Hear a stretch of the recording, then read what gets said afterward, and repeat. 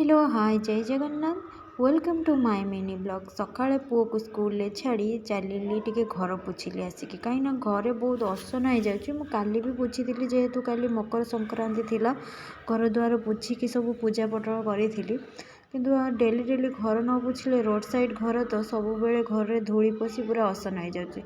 से daily daily घर पोछी दिए आ घर पोछी सारी टिके बेलकोनी धुली कहीं बेलकोनी भी प्रबल धूली हुए जेहेतु रोड साइड पुओ को टिके खेलवाक असुविधा हुए कहीं से सब बेले आसले टिके बेलकोनी रे खेले धूली ता देह हाथ पूरा असना हो जाए।